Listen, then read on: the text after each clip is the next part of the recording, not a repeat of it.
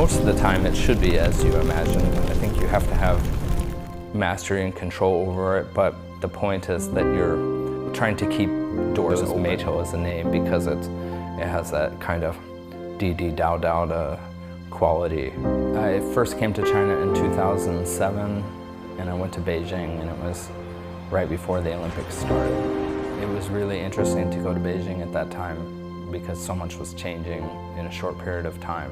I've lived for a while in Shenzhen 10 years ago, and at that time Shenzhen was this really kind of place full of possibilities, and it was attracting a lot of people who wanted that possibility and to start something new and do something. It was a city full of China dreams.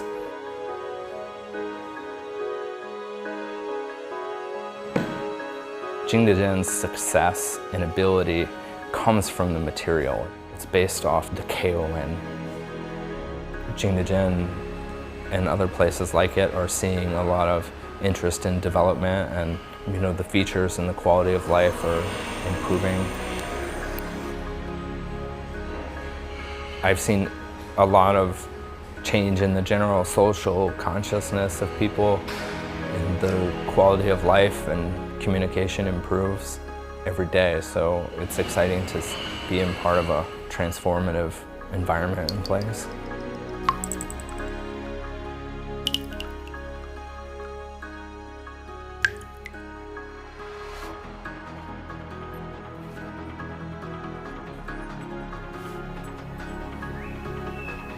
I first came to Jingdezhen in 2014 for a project, but since then I've started my own small studio in the historic part of town, and here I have my studio in this traditional old house, and I keep my garden and my kiln here, and I do part of my work here.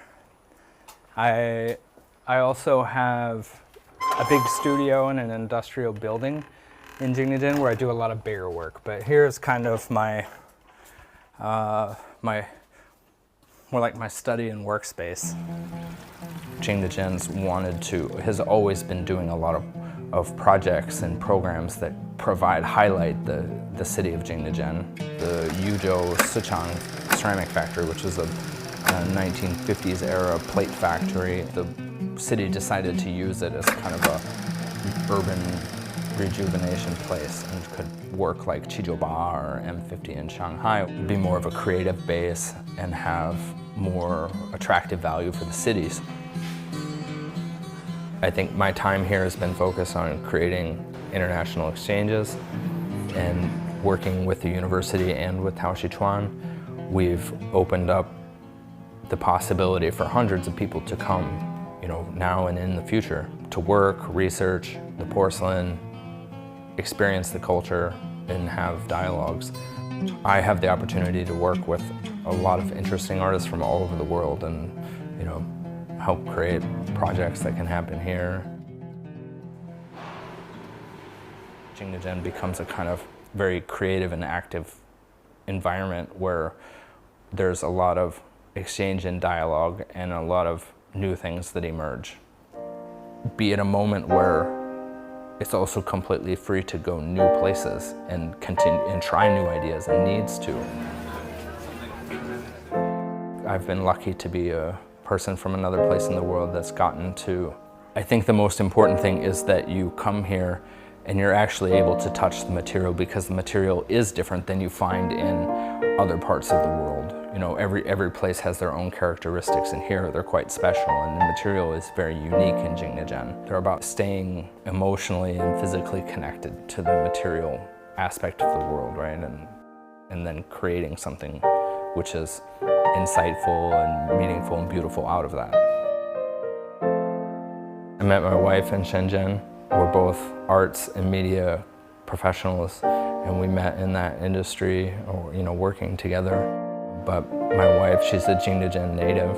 I think our destiny was that Jingdezhen would eventually catch us. We're pretty shared in our ideas and our plans and for the future. We find common ground well. I think we probably only argue too often about drinking hot or cold water. I think, you know, in China they say the rice needs salt or something like that, but maybe in Jingdezhen it's more like the clay needs water. You know, when I had a son in China, I realized that in another way I'm also a Chinese father. That's something to be proud of for him and for me. So I think for me as an artist and all my work is just to keep it real. You know, we're responsible for the continuing story of ceramics, and I think ceramics will stay relevant and important to society and culture in the future.